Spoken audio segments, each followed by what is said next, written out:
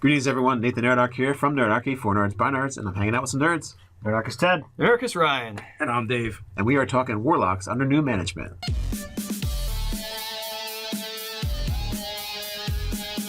Hey guys, jump down the description below where you can sign up for Nerdarchy, the newsletter. It's a great way to get gaming tips, as well as learn how to game with us.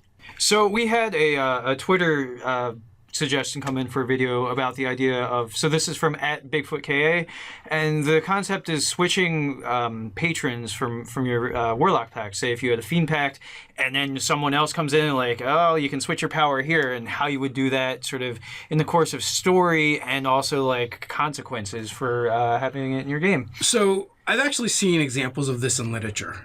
Well, I guess you can call it literature. Anyway, Books. It happens in the Dresden Files. Right. It literally happens, and the idea is it's the idea of obligation. And if you are a patron to someone else and you cannot fulfill your obligation, then they can't fulfill their obligation. I mean, you then have to take it over, and that literally is what happens in the Dresden Files. Yep.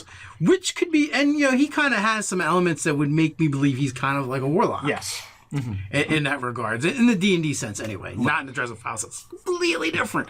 But so the idea of the player having nothing to do with their patron changing, but the patron making a deal with someone else, be like, I'll trade you one mortal soul for that's awesome. This is like having a loan, say a student loan, because I've had that. My student loans have changed hands like 5 times since I graduated college, right? So it's kind of like, instead of student loans, imagine that being souls being brokered back. They do the forth. same thing with mortgages. Yeah, too. mortgage too. Like, you just get this thing that like, oh, this one person that had your loan, well, that just traded hands to somebody else. They actually do reference that they're like mortgages. Souls. Yes. Yeah. Now, I can see with a fiend pact going to a different fiend a lot easier because all your powers stay the same. Well, going off of like mortgages, right? The word mortgage is actually originally it's Latin, and that's not the whole thing. It's more like mortalis or something along those lines, but not exactly. But means unto death.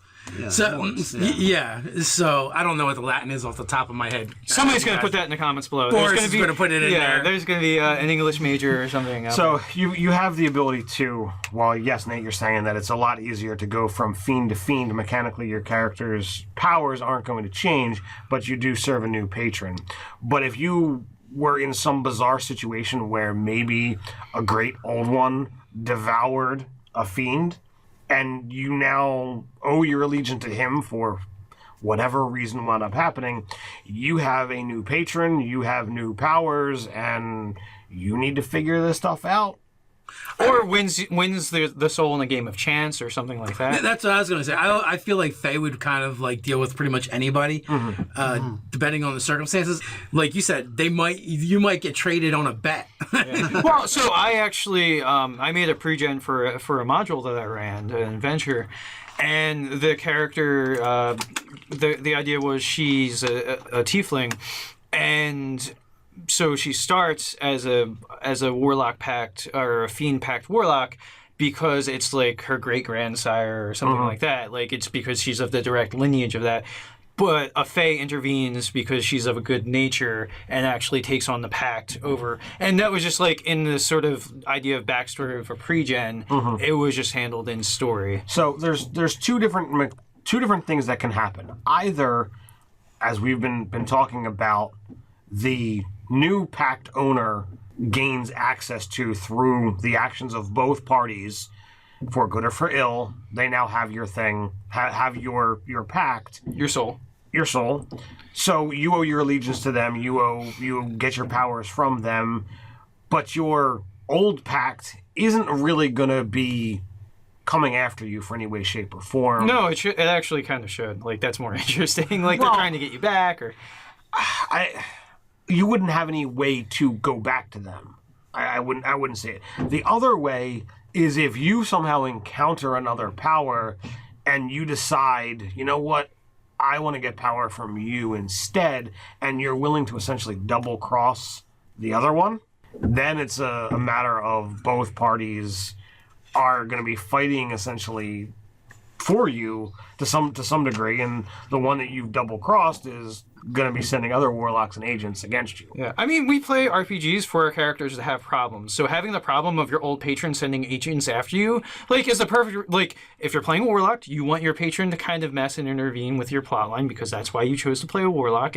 I mean, unless you just go, I'm just taking these suite of abilities, but there's that. And then again, like, I'm changing packs, which again is inviting intrusions of the DM into the game to like want to modulate what's happening. Right. Like it creates story. Problems create story. I agree that could go that way, but it all just depends on how it happened, how it went down.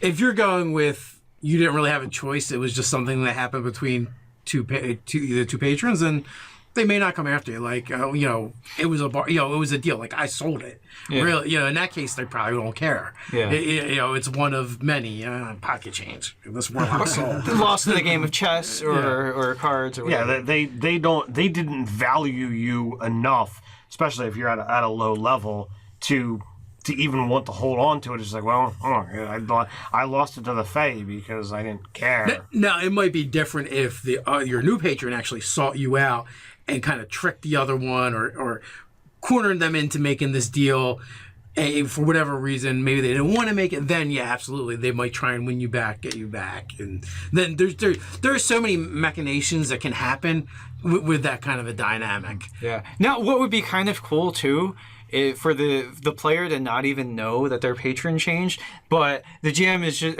is just basically like, hey, instead of those suite of abilities, you have these, and then through the course of play, you come to find out that there's been a change in management. Like that would be hilarious. Just like, yeah, see, your patron kind of lost in a game of chance. I mean, you need a player that's mature enough and cool. If you have a player that's cool with like taking the ride of whatever the story is, that would be an awesome thing to do. Because I just think for some reason this just makes me think of DM Steve. Yeah. and not asking you. And not asking you and not caring if you're cool. That would absolutely be a Steveism. Yeah.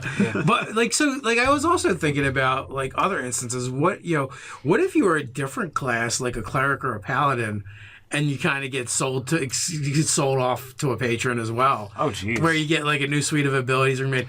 I actually had something similar happen in one of my games where one of my players they were playing a class and they wanted to play. They wanted to change it to a warlock, and it's our Spelljammer game. It happens annually.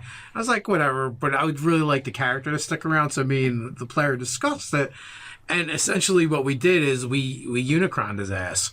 Like when he remade Megatron into Galvatron. Well, we did the same thing. I feel like the Warlock is the easiest to do that with because when you take on that patron, you can kind of become a different person. Mm-hmm. And, you're talking about uber powerful beings that can enact that kind of magic. So, yeah, he, like, even his stats and everything kind of changed to make him better as a warlock. Right. But I was completely okay with it. So you could do that, especially like a paladin or a cleric going into warlock. And instead of like doing a multi-class or something like that, you could just totally remake the character. Well, and Paladin's super easy because even their stat allotments usually going to pretty well work with the concept of what a Warlock would be.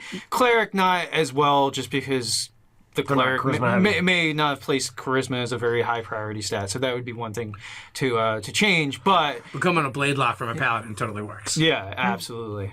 We could go on and on about Warlock Patron, I think. So what do you guys think? Is there something we missed? Is there something you want to add?